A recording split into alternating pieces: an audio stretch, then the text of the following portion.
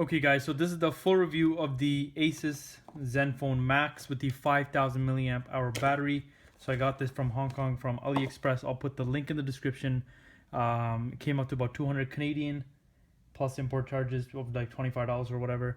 And so here's the phone. It's got the specs wise, it does not have 1700 AWS for HSPA plus, aka 3G 4G, but it does have 850, 919, and 2100. So it'll work fairly, not fairly, but I would say pretty well on all the networks here in the US and Canada. The only thing it does not have is the AWS band for LTE and HSPA plus. So therefore, I know it's one of the most important bands, but it does have band 7, band 1, 2, 3, 5, and 8, as well as 20. But 8 and 20 are global. They're not used here. Even I think band 5 is not used here. I know we have band 7 and 2. Those are used. So LTE reception on this phone will be decent, not the best in my opinion. HSPA plus reception on AT&T, Rogers, Fido, Telus, Kudo, Bell, even T-Mobile in the US will be pretty good. But the LTE one will be limited to band 2 and 7 primarily, because we don't have coverage on any other bands. So talking about that, so that's when it comes to the radio. It has Cat 4, so maximum speeds of LTE are up to 150 down and 50 up. And this phone, as you can see right here, I'll show you guys. So it has the dual SIM slot for micro SIM cards right here, micro SD card slot, and the huge 5000 milliamp hour battery. Now it has a sticker over here saying do not remove. Even though I can't read Chinese, but it still can make out that you shouldn't remove it. So therefore, you can remove the battery, but I'm sure to change it shouldn't be that hard. It should be just a sticker away.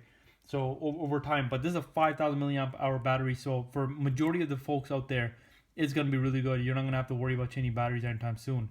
It should last at least a couple of years before you start feeling the effects of it wearing out and things like that. So overall, the battery will hold and it will do pretty good.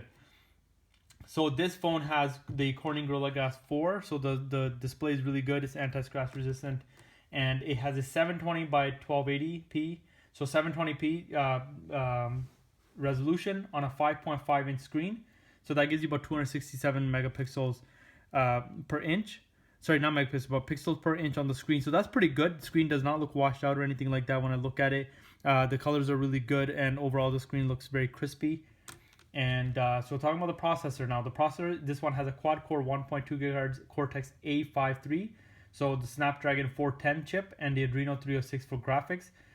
The micro SD card sadly only is limited up to 64 gigs, and I don't even have anything bigger to test it out to confirm if it can hold anything bigger, but 64 is the largest.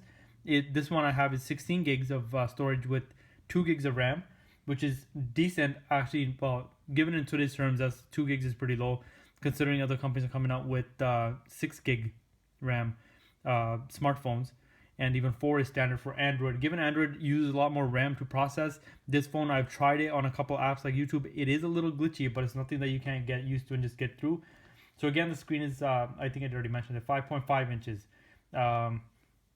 As far as the camera, it has a 13 megapixel with the laser autofocus dual LED, also known as dual tone as they call it.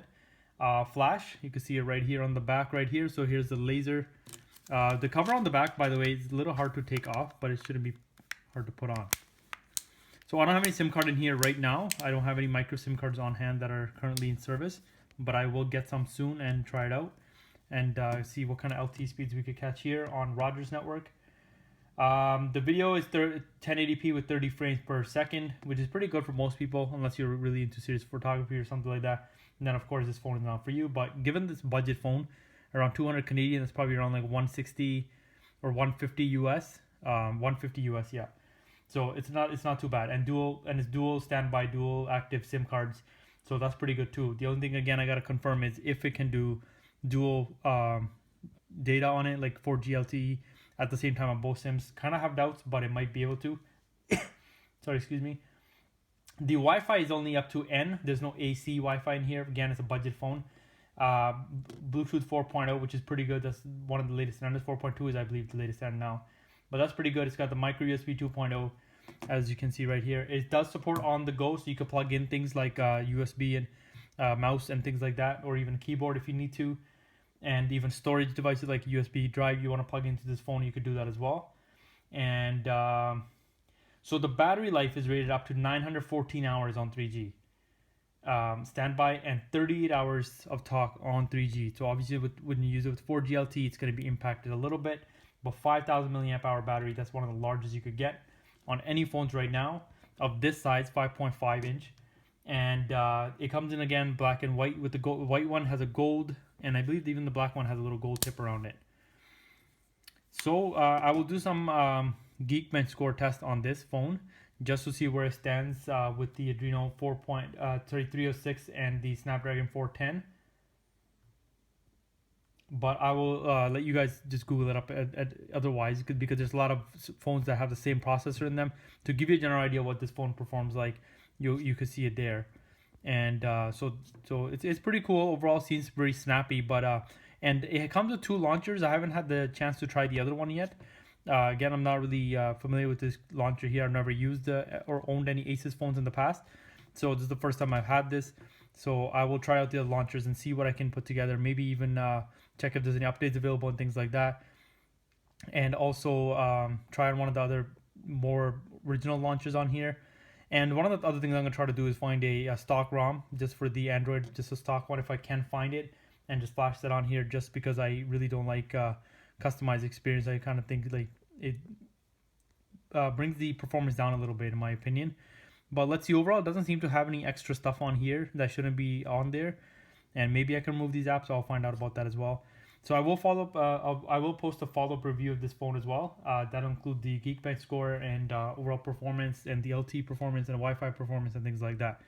So thanks for checking out the video, guys. Let me know what you guys think about the Asus Zenfone Max, and let me know if you guys are interested in getting it.